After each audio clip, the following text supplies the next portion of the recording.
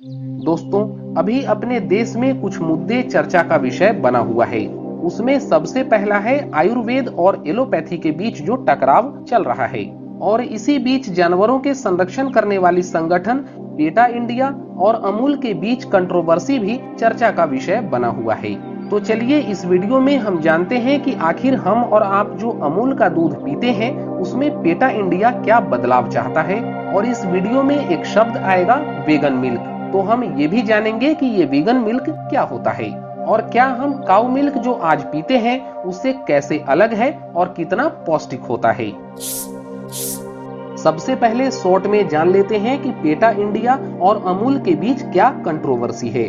तो PETA India ने अमूल के मैनेजिंग डायरेक्टर को एक पत्र लिखकर कहा था कि उन्हें काऊ मिल्क बनाने के बजाय वीगन मिल्क प्रोडक्ट्स के मैन्युफैक्चरिंग और मार्केटिंग के ऊपर सोचना चाहिए। इसके बाद अमूल ने भी पेटा इंडिया को जवाब देते हुए कहा कि पेटा चाहता है कि अमूल 10 करोड़ गरीब किसानों की आजीविका छीन ले, जिसमें से 70% यानी कि 7 करोड़ लोग भूमिहीन हैं। और ऐसे में वीगन मिल्क प्रोडक्ट का मैन्युफैक्चरिंग बढ़ाने से उनके बच्चों की भरपाई और भरण पोषण कौन करेगा। और इतना ही नहीं, वीगन मिल्क प्रोडक्ट के प्रोडक्शन से केमिकल और सिंथेटिक मिल्क लोगों के सामने परोसा जाएगा। तो अब सवाल उठता है कि ये वीगन मिल्क क्या होता है। तो ये तो आप सभी जानते होंगे कि अब तक हमें दूध गाय या फिर कुछ अन्य जानवरों से प्राप्त होता है, लेकिन वीगन मिल्क इससे अलग है और इसका स्वाद भी बिल्कुल अलग होता है, क्योंकि ये वीगन मिल्क किसी जानवरों से नहीं बनता है बल्कि इसका स्रोत पेड़ पौधे होते हैं। यानी कि इस वीगन मिल्क को पौधों से तैयार किया जाता है। ये वीगन मिल्क हमें बादाम से, नारियल से, चावल से और काजू से भी बनते हैं। इसके अलावा आज जो मार्केट में वीगन मिल्क का सप्लाई होता है उसमें सोयाबीन से और ओट्स से सबसे अधिक वीगन मिल्क तैयार की जाती है। सवाल उठता है कि अगर आज के डेट में WHO या फिर पेटा वीगन मिल्क के उत्पादन को बढ़ावा देना चाहती है तो इसमें क्या फायदे होते हैं। तो वीगन मिल्क में कुछ अच्छी क्वालिटीज होती है, जैसे वीगन दूध लैक्टोज फ्री होता है। वीगन दूध से लोगों के बीच मशहूर होने से इस दूध में फैट की मात्रा भी कम होती है, जो हमें ओबेसिटी यानी कि मोटापा से बचाता है। साथ ही वीगन दूध में नॉर्मल दूध यानी कि काऊ मिल्क के मुकाबले ज्यादा अच्छा प्रोटीन पाया जाता है, जिसको पचा पाना भी आसान होता है। यह आपके डाइजेशन को अच्छा करता है, वजन कम करने में मदद करता है और मेटाबॉलिज्म को भी अच्छा करता है।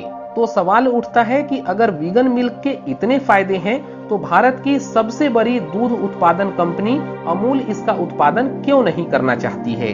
तो मैं आपको बताऊं कि वीगन मिल्क का उत्पादन के बाद जो भारत में 10 करोड़ किसान दूध का उत्पादन करते हैं उनका क्या होगा, और जो जानवर यानी कि गाय या भैंस दूध देती है उन जानवरों का संरक्षण भी कैसे होगा। और अगर दोनों दूध का सप्लाई अमूल या ऐसी कंपनीज मार्केट में करती है तो भी जानवरों के रख रखाव पे असर जरूर पड़ेगा। इसके अलावा आज जो काऊ मिल्क आपको बाजार में मिलती है उसके कंपेयर में वीगन मिल्क का प्राइस कई गुना ज्यादा होता है। तो काऊ मिल्क का प्रोडक्शन कम होने से लोगों के पॉकेट पर भी असर पड़ेगा।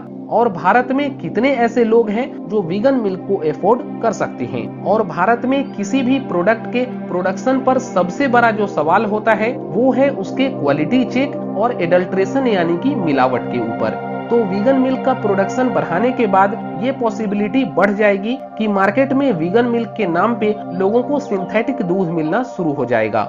लोगों के सामने केमिकल से तैयार किया हुआ, हेवी फ्रेग्रेंस डाला हुआ और हेवी प्रिजर्वेटिव्स मिलाया हुआ दूध परोसा जाएगा। हालांकि आप इस बारे में क्या सोचते हैं, हमें वीडियो के नीचे कमेंट करके अपने सुझाव या सलाह जरूर दें। इसके अलावा अगर आपकी कोई और हेल्थ इशू है तो भी आप हमें वीडियो के नीचे कमेंट करके या फिर इंस्टाग्राम पे मैसेज करके बता सकते हैं।